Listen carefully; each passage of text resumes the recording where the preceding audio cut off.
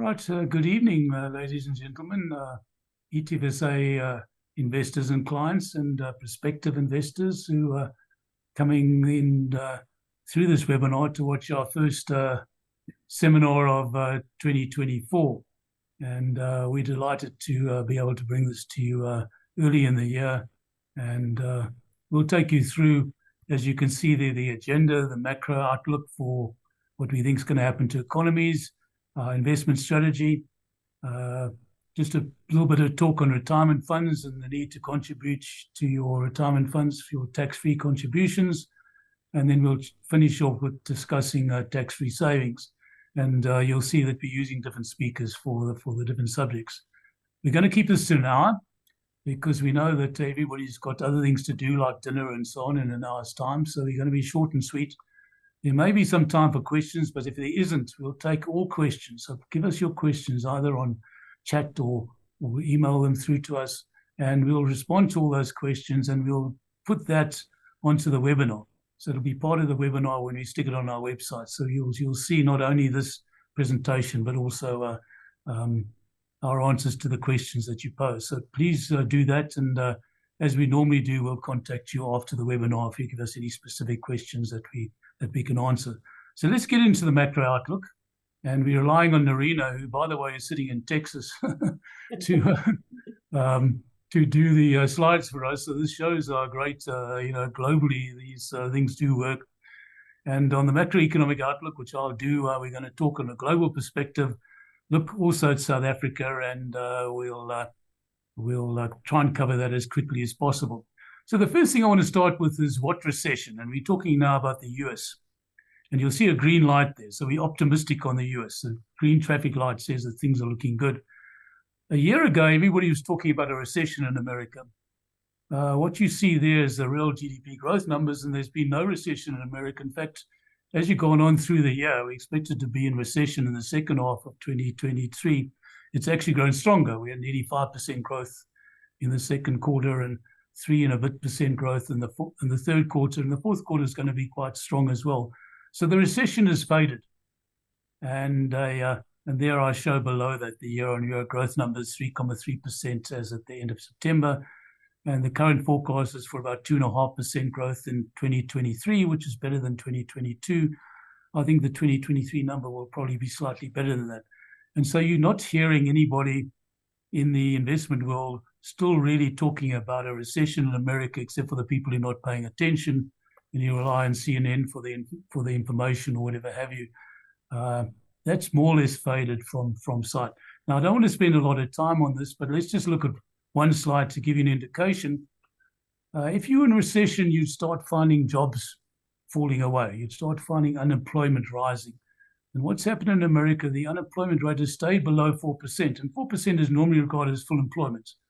So we've got a US economy that's fully employed, and it has been that way for the whole of 2023.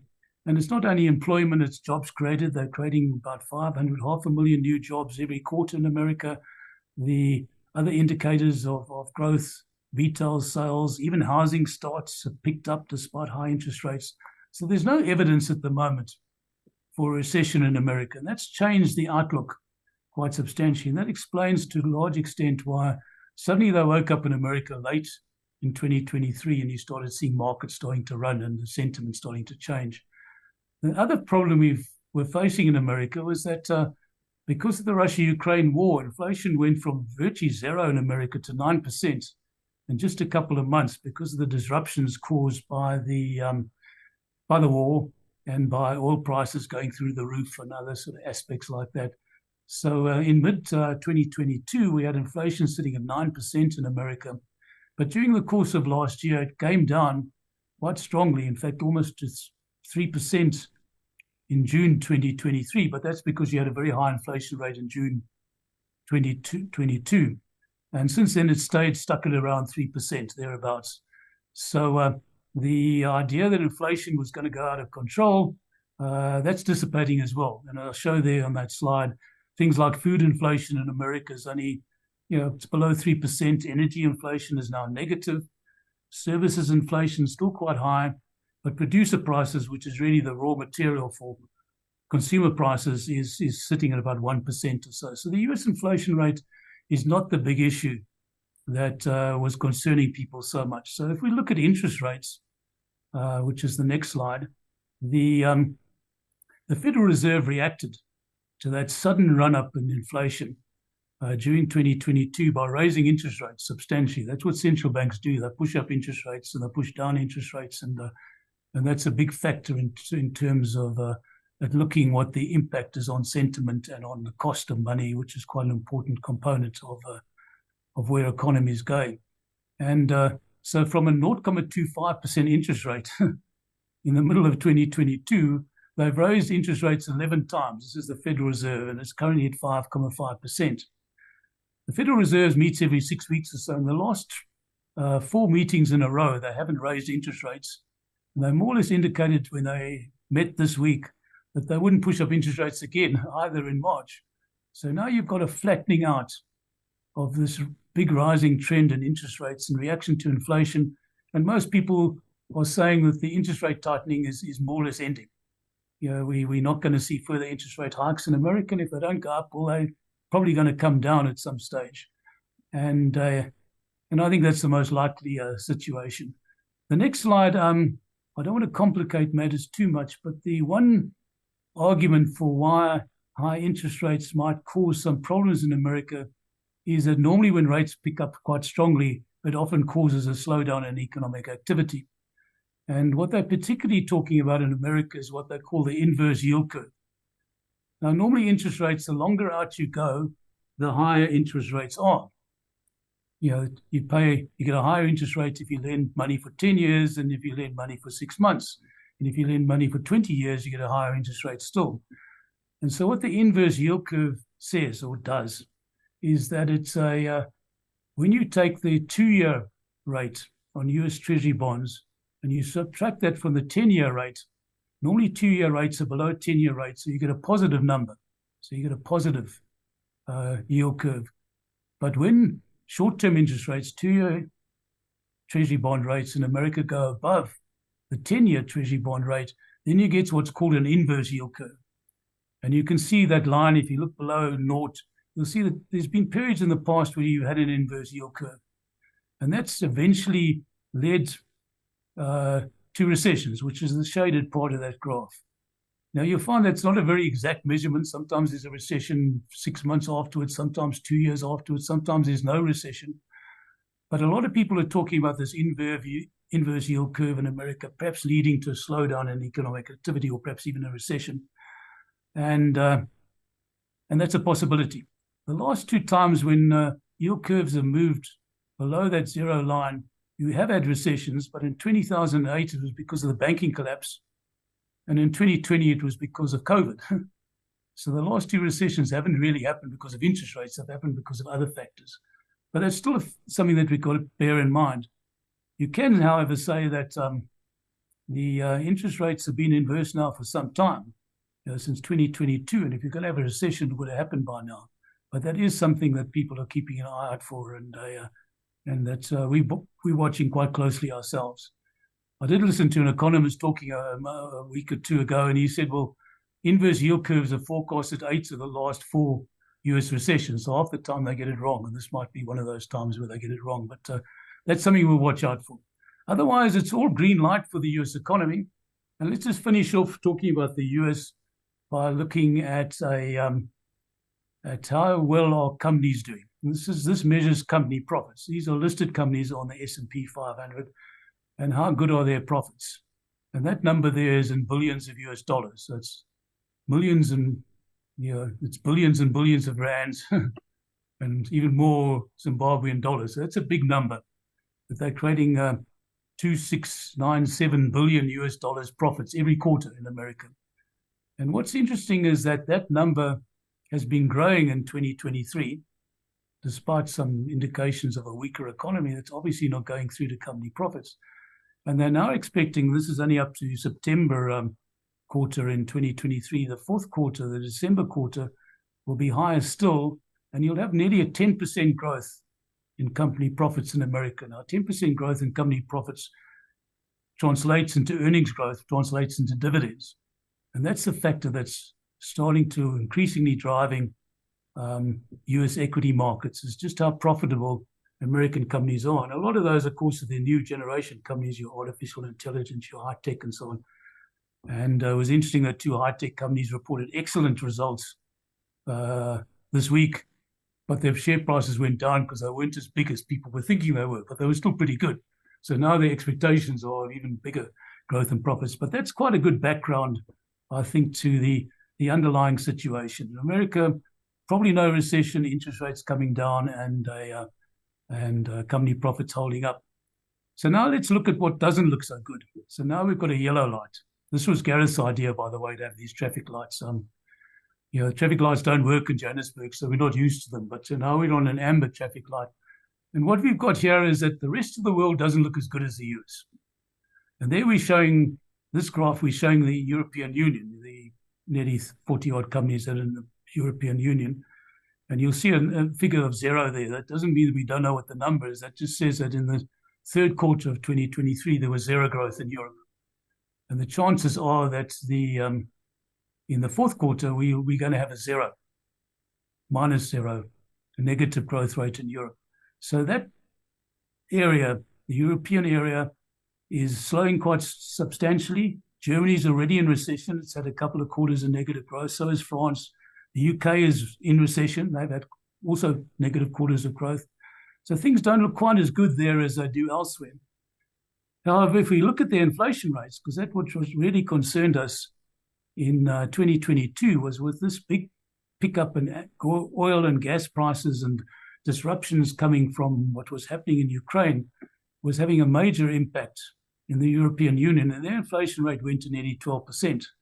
But it's come down drastically since then. Inflation rate in Europe is even lower than in America.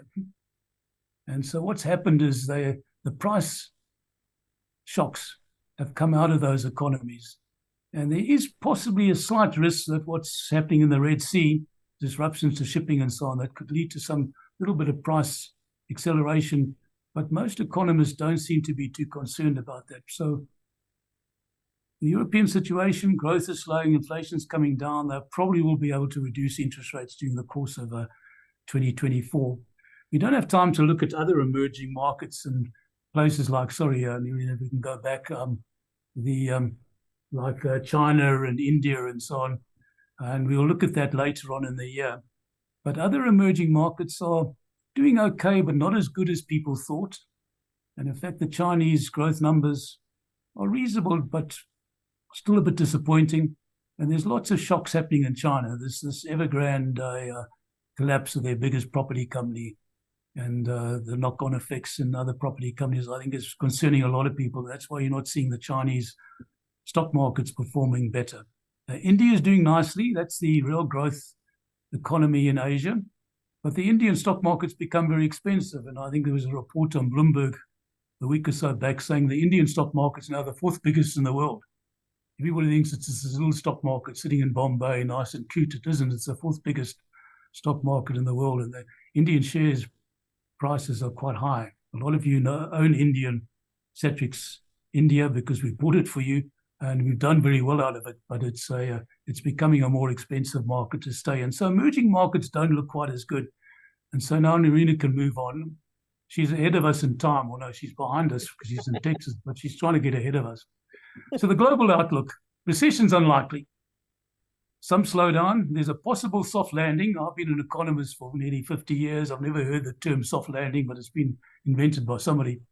And soft landing means as every pilot says, every landing is a landing, whether it's soft or hard. But we've all been on airplanes where hard landings are worse than soft landings. Your dentures fall out and all the rest, oxygen masks drop from the ceiling and all that sort of stuff. But we will have some slowdown, I think, globally, but most likely a soft landing and not a recession as such. Inflation is clearly trending down, but most central banks set target rates. In America, they want inflation to get to 2%, and as we've seen, it's 3%. So it's still above the target rate. So that might still take a while to get there. Interest rates will come down, probably starting in the US, dropping interest rates first, but perhaps not as soon as expected. And we had the Fed Reserve report this week to say, Jerome Powell is saying, well, we'll bring interest rates down. We'll do it sometime this year, but we're not going to do it yet. And so the markets, I think, have been anticipating interest rates moving down rapidly and quite quickly. That's not likely to happen. And geopolitical disruptions, that's a big factor in everybody's minds. We've got wars in Ukraine. We've got, this war against terrorism in Gaza. And those are big factors in markets, but they're having limited effect on stock markets because the markets get used to it. The Ukraine war has been going on for 2 years. It's now become trench warfare. Everybody's dug in, and they're all fighting in a small portion of Ukraine, and the rest of it is all just technology. It's shooting, drones in the air and rockets and things like that. And the circumstances in Gaza, I think, are disturbing. But I think South Africa and others have won a war there, and to an extent that humanitarian aid has actually come in a lot quicker in this war than before. And I think that's very important, that they're trying to do whatever they can to make it less disruptive to people. The other thing you'll hear a lot about this year is there's lots of elections. There's something like 70 general elections in countries around the world this year, and that's normal. Every 4 years you get a lot of elections. But this year you've got countries with 5-year election terms and 3 election terms all falling into this year. It's a leap year, lots of elections. But elections have limited impact. They impact for a week or two and then they disappear. So don't worry too much about the geopolitical disruptions, but it is something in the back of your minds. But when people say to me, I'm not going to do anything until we've seen the results of the US general election, well, the new president only comes in February, March 2025. You're not going to do nothing for a whole year. So you've got to take this into account in terms of how it affects your thinking. Okay, so let's move on. We've had some quite lively stuff at the moment. We've got green lights and we've had yellow lights. Now let's look at a red light. Most Johannesburg taxi drivers don't even know what a red light is. I mean, they just ignore them. But red light means you're supposed to stop. Now in South Africa, this is our real GDP growth rate, and this is what a recession really looks like. The economy grows like virtually nothing, 1.5% or something, and every now and then it goes negative. So you have a negative growth rate. And so we're lurching along at the bottom in South Africa. Now we will, when we disclose the GDP growth rate figures for the fourth quarter of 2023, it's going to be negative as well. And if you get more than 2 quarters of negative growth, you're in recession. So South Africa, we're going to be getting stuff talking to us about being in recession from about March this year. And of course, the politicians are going to be talking about it. Don't worry about it because we've been in recession pretty much all along. But, our economy is really lurching along the bottom. The figure at the bottom there, I hope you can read it, 1993 to 2023. In other words, for the last, 30 years, which coincides with the ANC being in charge of South Africa, we've had an average real GDP growth rate of 0.6% per annum. So, we might be able to win the Rugby World Cup and we can get into the quarterfinals, the AFCON. But when it comes to real GDP growth rates, we're in the bottom 10 in the world, in fact, probably the bottom 5. There's Cuba, Colombia, North Korea, and South Africa as the weakest economies in the world in terms of our ability to grow this economy. The big factor that's worrying, I think, everybody is the next slide, which is retail sales. Because what happened in South Africa, we were quite surprised by how well retail sales did. Somehow people found money and they were spending money in the shops, and that was continuing to grow quite strongly. But in the last year, that retail sales numbers become negative, quite strongly negative. And when we get the figure for the December figure, I think that will still be negative compared with the same period of last year. So Black Friday, which is in the November numbers, and Christmas, which will be in the December numbers, are not really able, I think, to pull us up by our bootstraps. And 65% of the South African economy is retail sales, consumer spending. Some of that is because the consumer just doesn't have money. Other part of it is really, as somebody was saying the other day to me, half of the stock that the shops were bringing in for Christmas is still sitting outside Cape Town Harbour. It still hasn't got off the ships yet. So there are a lot of the stuff which was going to come in for the December Christmas sales hasn't happened. Eventually it'll get into the shops and then they'll probably discount it and have sales. So, you'll probably be able to buy your December stuff cheaply in a month or two. But that's very weak. And I think I'm quite concerned about the South African economy. People are starting to talk it up a bit. I don't think it's going to happen. The next slide, just looking at our inflation rate, That came down quite strongly, particularly to July, where we're comparing it with quite a high inflation rate in July 2022. But our inflation rate is still sitting at around 5%. And our Reserve Bank governor wants it at 4.5% and below. And so our inflation rate is still quite a lot higher than their target. The month-on-month inflation rate, that's hardly rising. Core inflation, where you strip out food and energy, is sitting at 4.5%, which is promising. Producer prices, which is wholesale prices, are growing by 4 to 4.5%. But look at food inflation in some other areas. So inflation is still a problem in South Africa. So if we look at interest rates in South Africa, the next slide, we've also pushed up interest rates quite strongly. We've had 10 increases from late 2021 to date, and we've gone from 3.75% to 8.25%. I don't see those interest rates coming down quickly, probably only in the second half of the year. So anticipation, the economy is going to pick up, interest rates are going to come down. That's being pushed back quite a lot. So I think if we summarize South Africa, the next slide, the outlook's quite gloomy. I see Gareth took away his red light for this. He just couldn't put up with red lights for too long. But we've got a technical recession coming up, 2 quarters of negative growth looming, inflation's coming down slowly. Interest rate cuts are only going to take place from mid-2024 at the earliest. General election on the horizon. Lots of nasty stuff around. I don't want to finish on too bad a note. So let's look at the last slide, where you can see a little bit of optimism, possibly. And that is, are the dark clouds going to clear this year? Election results, which could happen between May and August. Everybody thinks the election has to be in May. It could actually happen in August. There's quite a window. The IEC said the election can happen over a 3-month period. We could find changes in the election. The ANC could lose the 3 biggest provinces in South Africa, KwaZulu-Natal, the Cape, and Gauteng, and that's 70% of the economy. The bottlenecks are starting to improve in the economy. We find less and less companies complaining about Eskom because I've just replaced Eskom. So it affects you and me because the traffic lights don't work and things like that. But companies are no longer having the same impact from Eskom. Our big bottleneck in South Africa is our ports, our transport, our logistics. Our coal exports are back to where they were in 1992, not because we're not producing coal, we just can't get it to the ports.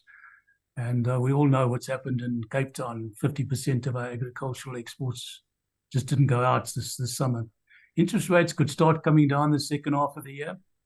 And the rand depreciation is normally something that boosts the economy. So that could help growth a little bit, but I think the infrastructure's got to improve as well. So maybe the outlook for the economy will get a little bit better during the course of the year. But for the time being, let's be cautious on this, or let's be gloomy on the South African outlook. So with that background, let's move on to Gareth, who's going to talk to us about how this helps form our investment strategies looking forward. And over to you, Gareth. Great. Thank you, Mike, and evening, everyone. So Mike spent a long time in his career being an economist, and as you know, economists are famous for saying on the other hand, and get different types of views, and he's asked me to pick a hand, and I have to sort of show a little bit more direction with where we're going with the investment. So I'm going to do my best here with a few qualifications. And let's start perhaps with the last year in review. In fact, the last few years. What I've done with this chart is just separate out local asset classes and their returns from global markets. And as many of you will know, global markets have significantly outperformed South African asset classes, and this is all reported in rands. Now, some of this is obviously through currency depreciation, but a lot of it is actually also the underlying market simply outperforming the South African market. And so some of those macro factors that Mike put forward around low growth, and the other headwinds that we face have worn down returns in our market over long periods of time. You can see the 5-year number there, but even if you go back to the 10-year number, global markets have outperformed. Now, that shouldn't always be the case. I mean, just if you look at it from a pure risk-based analysis, one should expect, because you're taking more risk in South Africa across these asset classes, the risk-reward ratio should pay out over time. But unfortunately, that hasn't quite been the case. But we have seen better returns just recently. Late in the last year, many of our asset classes turned the corner, particularly SA property, and we had strong returns in the back end of our markets. In fact, across all global markets, as Mike was pointing out earlier, which meant that a lot of balanced funds that you'd be invested in, our sort of flagship RA fund, our default fund, returned 15% over the year, and Susan's going to talk to that later. But if you look at the South African asset classes, very few of those are up at 15%, or none of them, in fact, other than SA Property just touches it. Oh no, sorry, that's over a 3-year period. Over a 1-year period, none of them. So to get to 15%, you had to have a heavy weight towards global assets that have really held up returns. So looking forward, one of my old colleagues put out a wonderful statement when I was with him at a conference the other day. He said, it's very difficult to predict what's going to happen, particularly with markets, but one can prepare for it. And I thought, cheapers, that's wise. I've never heard this colleague of mine being so wise. So I thought I'd use that saying for this presentation, but I went ahead and Googled it to find out, how common a saying is it. And unfortunately, he was predated in that term by some 2,500 years. So he can hardly claim it as his own. I think the first person who can claim it is Pericles, who I had to Google how to even pronounce his name, and who was an Athenian politician and general in about 500 BC. Now, I can't imagine what it was like life in Athens in those days, but I suppose it came with its fair amount of unpredictable times, particularly in war times and so forth. And so he first coined the phrase, but it has been popularized in an investment world by a guy called Howard Marks, he's an American investment billionaire. He runs a firm called Oaktree Capital, and he's written a lovely essay on it. I took one line out of it. The key to dealing with the future lies in knowing where you are, even if you can't precisely know where you're going. And I think Mike did a wonderful job to highlight exactly where we are in the economic cycle, some of the key signals that are facing us, but how exactly financial markets are going to behave in the year going forward. Obviously, we can't tell with precision, but what we do is make sure that our clients are well prepared for any outcome. So with that in mind, maybe just to unpack how we do then approach strategies within ETFSA. The first thing is obviously to understand the goal of the client, or the goal of any particular mandate that we're running for a client, and consultation for the client. That might be some of the retirement funds that we service, but also individual clients. And we set a strategy, a long-term strategy around that. And we set a strategic asset allocation, which is a mix of global and local assets, a mix of growth and defensive assets that we think is going to best achieve that outcome. But then, of course, what we do try and do to prepare is to ensure that we're well diversified. So even if a particular market behaves like we weren't expecting to, perhaps it's a disappointing market, we've got other asset classes that will then prop up returns and help deliver outcomes for clients. We've got a strong focus on global markets, both within our retirement products and also for clients where we're managing discretionary accounts. And a lot of those investments are actually managed in hard currency. Okay, thanks, Serena. So as I say, I'm going to try and pick a hand. So I've worked off Mike's macro reading, and to continue the robot theme and just look at within a strategic asset allocation, where are we tilting towards area where we think are particularly positive or we particularly have opportunity, and where are we, completely cautious? And maybe starting with the cautious part, Mike has touched on China earlier, some of the difficulties they've had in the property market. And I think generally speaking, they've just given the financial markets the jitters for a while, and that may take a little while to clear. Our local economy is, as Mike also pointed out, going through a tough time, and that's weighed on local equities. And so we're probably neutral, cautious on local equities, although most of our client portfolios obviously have a healthy allocation to domestic equities, particularly in our retirement funds. We're also neutral on the rand. With regards to growth stocks, the big kind of FANG stocks that have driven a lot of global returns over the last few years, this really is a tricky one. On the one hand, a move towards lower yields may drive growth stocks once more because the cost of borrowing, becomes cheap again and sentiment improves. But on the other hand, valuations really are quite stretched. And I was just looking before I came on the call, some of the recent price earnings ratios for some of the FANG stocks. And Amazon, for instance, is over 70%, 70 the price earnings ratio. And most of the FANG stocks are well above the average of the NASDAQ as a whole, with the exception of Apple and Alphabet. So yes, it has been an exciting space. There has been a lot of growth in that market. There's just an amber around valuations at this point of time. So where are we seeing value? Where are we tilting our portfolios? Well, clearly in a declining interest rate environment, so Nerina, still just one back. In a declining interest rate environment, we're focusing on yield. So if you have yield assets and there's a decreasing interest rate environment, that often means that you'll get a capital gain from that particular asset class.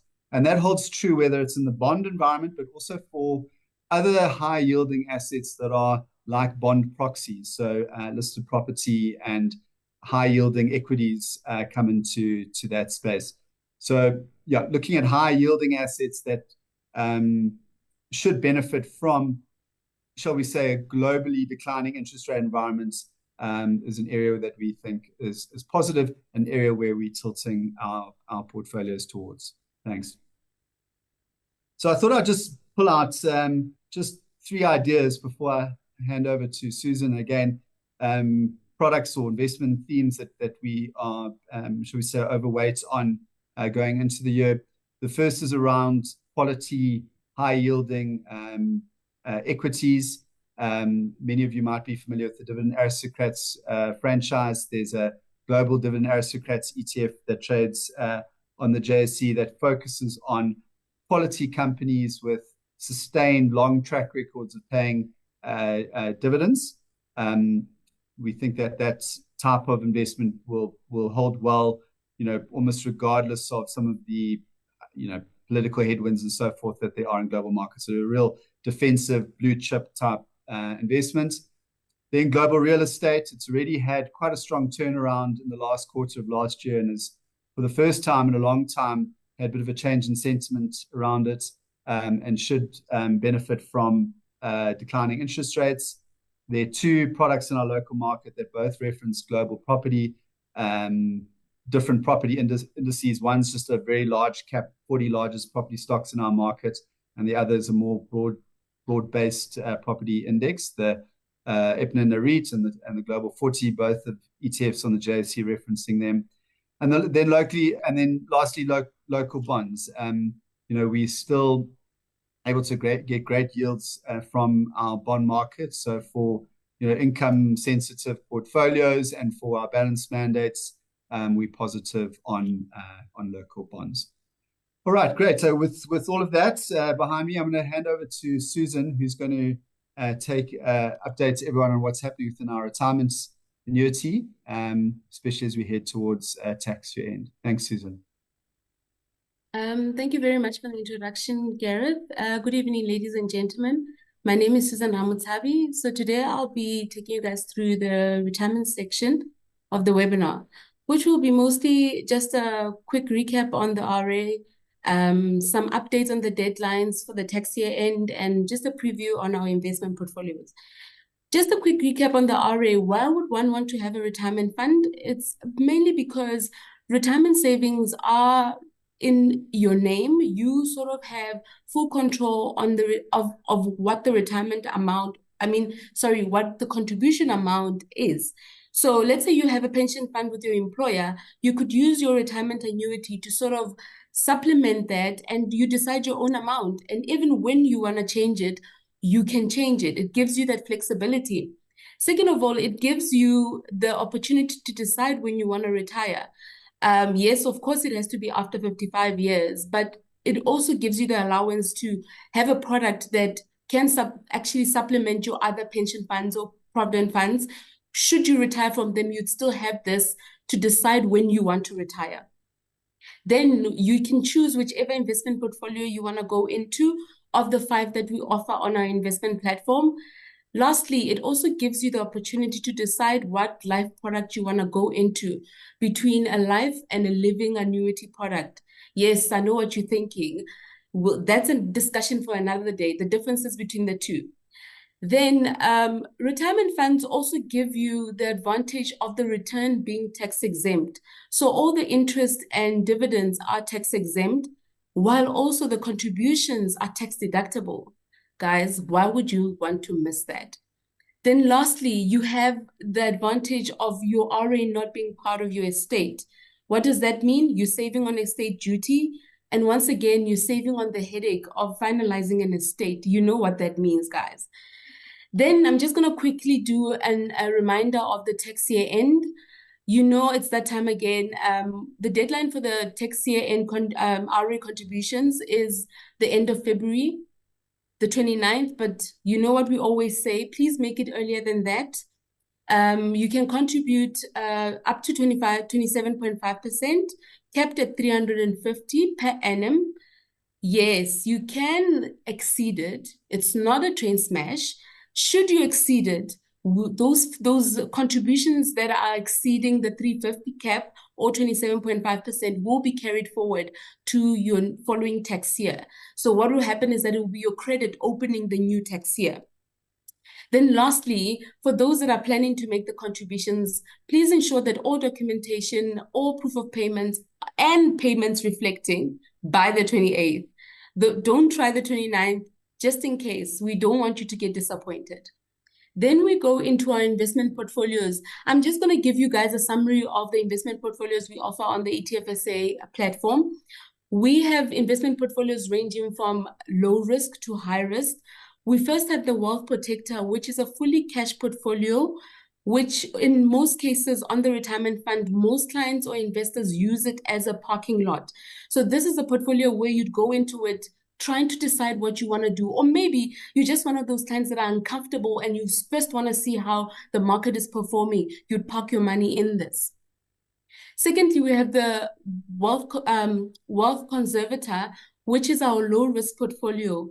And you will see with the Wealth Conservator, it has very low growth assets. And for those that don't know, growth assets are equities and property, and your defensive assets are your cash and bonds. And it has a lot of cash and bonds, mainly because of its strategy, being low risk. Then we go into the Wealth Builder, which is our medium risk portfolio. As you can see, the growth assets are rising because the risk is getting more. But also the important part to also note is that as the risk goes up, the investment term or the recommended investment term also rises. So as the Wealth Builder, most clients would go into this Wealth Builder portfolio for that moderate sort of nice mix of asset classes. Then we go into the Wealth Default, which is also a medium risk portfolio with slightly more than a growth asset than what you'd find in the Wealth Builder. Yes, I know what you're thinking. 2 medium risk portfolios. What are you guys doing? The Wealth Builder is actually mainly one of the ETFSA portfolios, but the Wealth Default is our default strategy. And as you know, legislation-wise, we're meant to have a default portfolio, and this is why there is this default portfolio. Then lastly, we have the Wealth Enhancer, which is our high-risk portfolio, but also the recommended investment term is also longer. You see that with the growth assets in that portfolio, which are way higher. And I would like to go more into this as we go to the next slide. Our 2023 year has been very good and for our RA clients, and you'll see in our performance, which is above inflation of 6%, our Wealth Protector performed at 8.9, and our Wealth Conservator performed at 9.3, 1-year performance. Our Wealth Builder performed at 12.5, our Wealth Default performed at 15.7, and our Wealth Enhancer performed at 10.5. And with that, I know some of you are probably questioning why the Wealth Builder and the Wealth Default are relatively higher than what you'd find with the Wealth Enhancer. That answer is exactly what I was about to explain in the previous slide. The Wealth Builder and the Wealth Default have a recommended time or investment horizon of 5 years, while the Wealth Enhancer has more as a portfolio where you'd go into it over a longer term range. So obviously the performance you'd find in the default, the medium risk portfolios were relatively higher because the objective is of a shorter term, while the Wealth Enhancer is of a longer term. So these are the most important things that as investors you should be aware of. Instead, when you are an investor who's young, you going into the enhancer is not that you should react at any market movement. Remembering that your investment goal is over a longer term. So should it be right now 9% or 8%, you are over a longer time frame.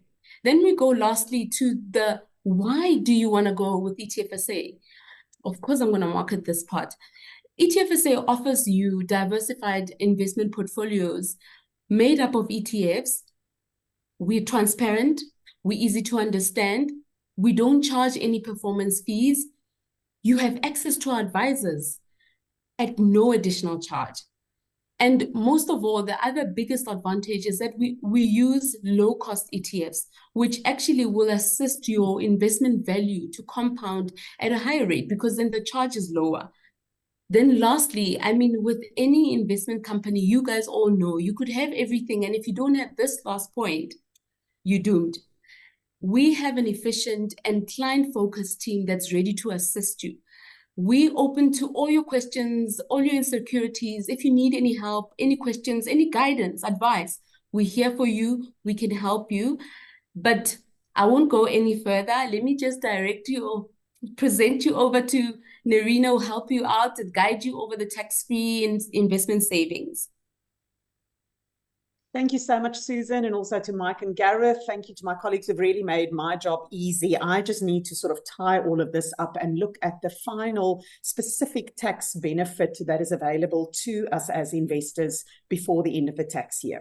So, of course, we're talking here about tax-free investments. And you'll see that we specifically use the term tax-free investments because in a tax-free savings account, you're really talking about something where you can only earn interest tax-free, whereas in a tax-free investment account, you see this full spectrum of different tax-saving opportunities. Now, I know this is quite a busy slide and it might even be hard for some of you to read all the detail, but I wanted to really just demonstrate the different types of taxes that one can save in a tax-free investment account, and also how those different ones have a different impact in terms of time horizon, risk profile, objective, and so on. If we start on the left-hand side, the saving of tax on interest, that's something that you save immediately, because if you earn interest in a normal discretionary account, that is taxed as personal income. So it could be as much as 45% of your interest that you earn could be taxable. And this is really key in the current very high interest rate environment, because you are earning a lot of interest, which sounds great. And, you know, we often find that we can get somewhere between 8 and 9% interest at the moment in some of those money market accounts. But the problem is that if you are at a 45% marginal tax rate, it means that after you've paid the tax on that interest, you might be sitting at something around 4% interest, which is a lot less attractive. Similarly, we find that in property stocks, the bulk of the distributions, the dividends that you receive, is also interest in nature. And what you therefore get is something else that adds to your taxable account or taxable amount. But the the price of those property stocks is something that does give you a bit of potential for capital gain, but of course, potential for capital loss as well, as no doubt many investors in listed property experienced over recent years. So understanding within the interest rate environment how we move from this risk, or let's call it the uncertainty or the volatility, in the interest bearing alone, bonds and cash, very high levels of interest with relatively low capital risk. In property, you start to move into something that still gives you good interest, but there is now this risk that the prices could also drop and therefore have some capital loss. The next form of saving that we get on an immediate basis is not having to pay dividend withholding tax. That's at a flat rate of 20%. And if I hold an investment that pays dividend in a normal discretionary account, and that dividend pays out 100 Rand worth of dividends, I will only see and receive 80 Rand of that in my account. The other 20 Rand is paid to SARS before I even see it. Whereas holding that exact same investment in a tax-free investment account means that I do receive the full 100%, the full 100 Rand of those dividends. But typically, we also find that these high dividend paying stocks often come with a bit more capital risk as well. So understand that as we get the attraction from the higher dividends and the higher income, there is also a growing potential for capital gains or losses. That takes us to the full sort of spectrum in terms of where the highest capital risk is, which is in your equity markets. We've got South African equities, we've got global equities. Why do I differentiate between the two of them? Well, South African equities typically pay a better dividend than global equities, partly because of our higher interest rate environment, but it also means that we can get a slightly better dividend than the amount of capital risk. The international side or the global equities come with the highest risk, for the simple reason that you not only have a lower dividend, which sort of tends to act as a stabilizer in a portfolio, but because of the currency, because of the Rand impact in terms of global investments, it adds to the volatility, it adds to that variability of the capital over time. Yes, over longer term, we would expect the Rand to continue a depreciating trend, but in shorter terms, understand that there could be quite a bit of capital risk involved in an equity investment. So how do we now translate what Mike had said to us from the global macro side, what Gareth shared with us in terms of our investment outlook, and how Susan framed that within the context of retirement savings, which come with very specific regulatory constraints. So the guardrails in terms of Reg 28 is quite specific. And when we look at a retirement savings, we very much focused on an investment profile, which is risk profiled.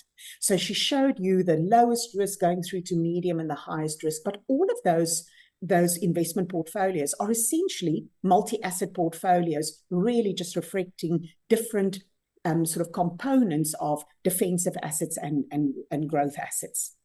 When we look at other types of investments, both for our tax-free investment accounts, but this is also the way that we would approach our private client portfolios that we manage. We are much more interested in an outcomes-based argument in terms of this. We want to deliver on some investment objective that a client might have in a portfolio. So in our tax-free investment account offering, we try and assist clients by offering them 4 different model portfolios. You know, at this stage, we've got over 200 exchange-traded products available on the JSE. And for many clients, that is just too overwhelming. So we try and do this as a means to help you match investment objectives to specific investment choices that we make. So the lowest risk here would be something that focuses specifically on the income component. This does not mean that you are necessarily drawing an income yet from your investments, but rather you want a big proportion of that portfolio to be represented by investments that offer very good income. Mostly interest, where we're finding ourselves as well, but over time it could also be dividends. The balanced portfolio is more along the lines of what we see in the retirement fund. It's a multi-asset portfolio. It's got local assets, global assets, so really representative of a medium risk profile. When we move into the equity portfolios then, there is the pure equity portfolio, which does have a higher risk. And here we only invest in equities, but they could be local as well as global. And the international model portfolio is specifically only for global referenced investments, but we might from time to time use other asset classes as well. So when you are looking at what it is that you're looking to achieve from your investments, your investment objectives, this would be a way to map your objectives to a type of return outcome or investment outcome that we're wanting to achieve. So to give you an idea of what those portfolios look like at the moment, the income portfolio, as I say, mostly focused on interest-bearing investments. We are in a sweet spot where we've got relatively high interest rates, providing a lot of certainty in terms of the income that we can get from that. And you see that also from the performance of this model portfolio over more recent terms. So over the 3-month, 1-year and 3-year period, where we've experienced much higher interest rates compared to, for example, the 5-year period, which came out of that exceptionally low interest rate environment. current historic yield, and this is just the yield income, this is not the return, the current historic yield of this portfolio, 8.6% of yield that you get, and then there's still a small component of the potential for capital gains on this portfolio. On the balanced portfolio, you see that our current makeup is approximately 70% South African, 30% offshore, and the full offshore exposure is in equities. But on the local side, we mix that up between equities, bonds, and then also cash, because the money market, the cash, gives us such high income at the moment. That historic yields somewhat lower, 5.4%, but you can see that over the longer term, this presents a more even and a more balanced return profile compared to what we've seen. You'll see that specifically when we start looking at the equity portfolios. So this is really sort of a medium risk portfolio. When we then move into the equity portfolio, here we've got a mixture of local and global equities that we combine. Currently, as it stands, 60% in local equities, 40% in global equities. That's not a hard and fast rule, and it's something that we do review from time to time because of the high valuations that we saw in many of the global markets.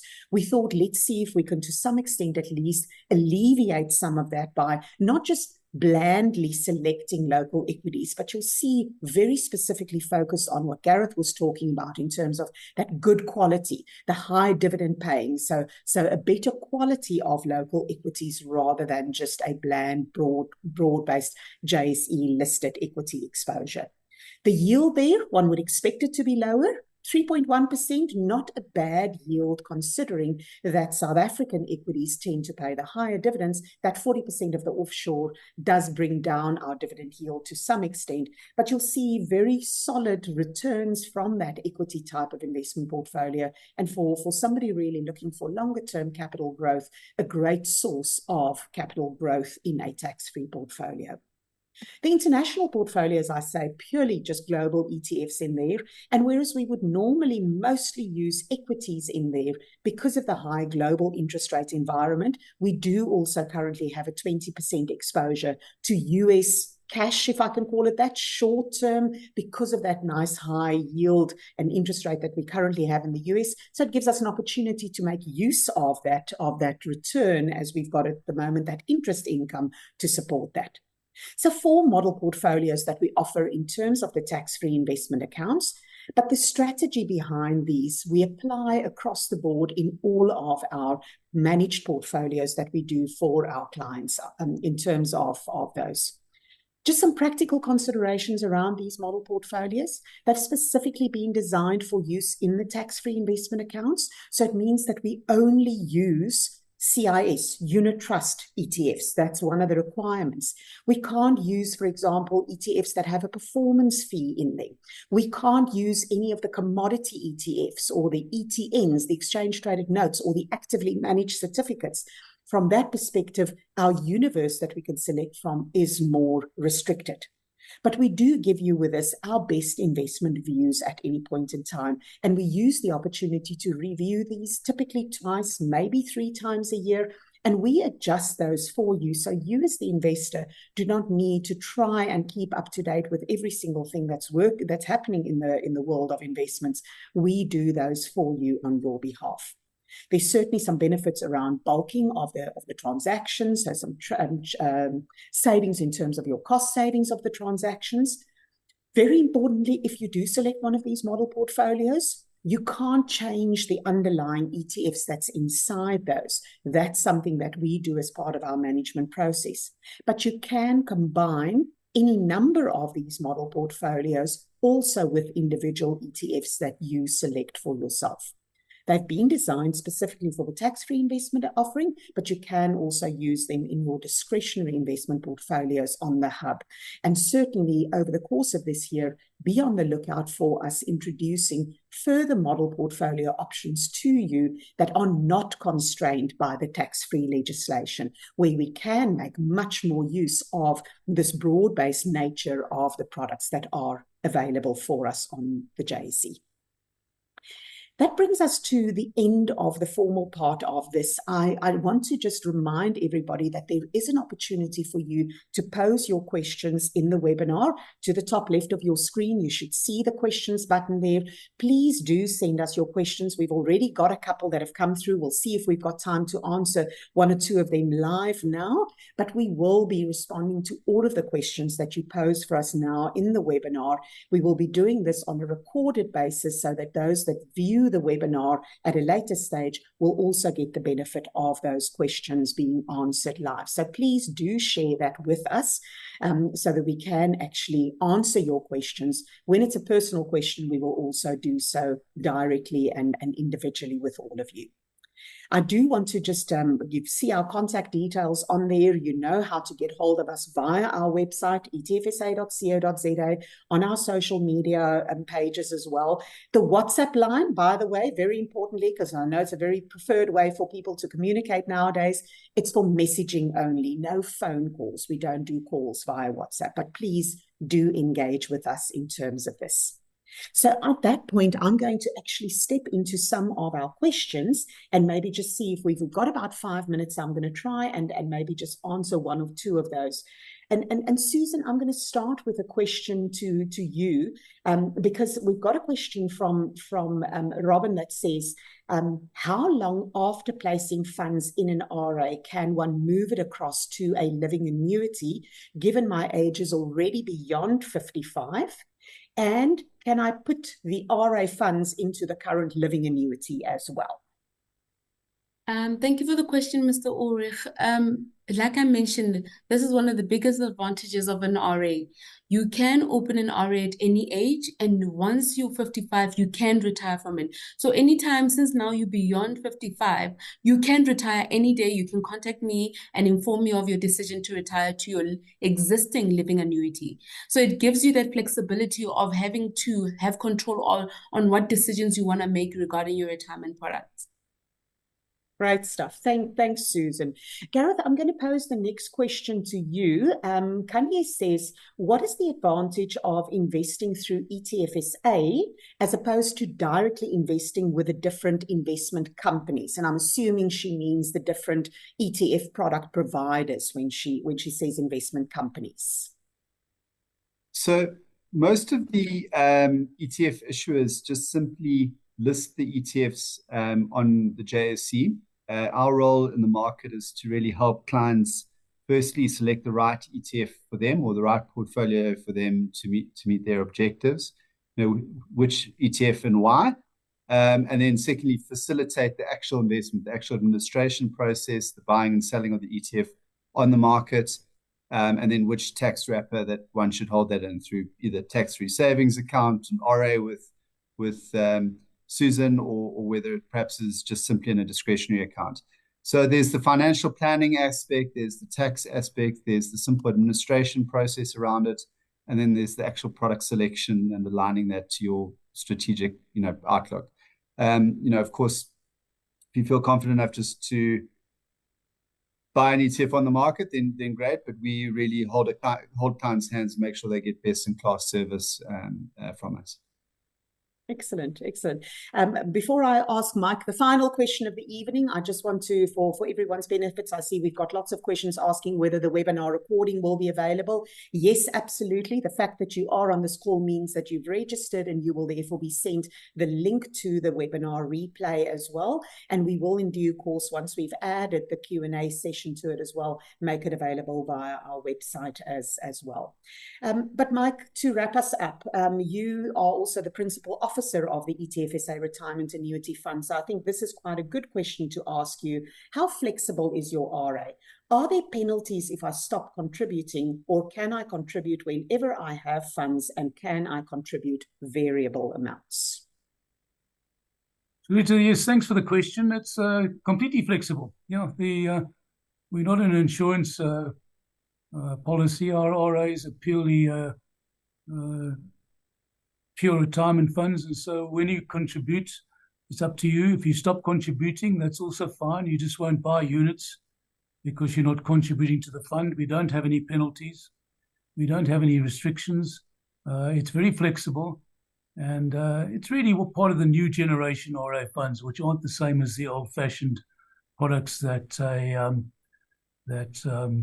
you used to get from your life insurance companies and so on. So yes, the answer to that question is very flexible, and please contact Susan or myself or any of us at ETFSA if you want to get any further information on that.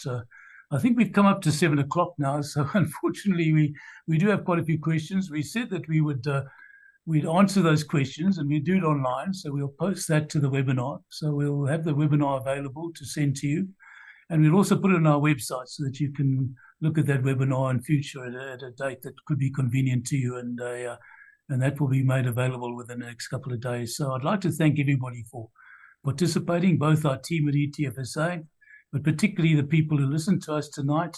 And we look forward to staying in contact with you. And we intend doing these webinars because there's lots of subjects we can cover, and lots of people have asked us to cover different subjects.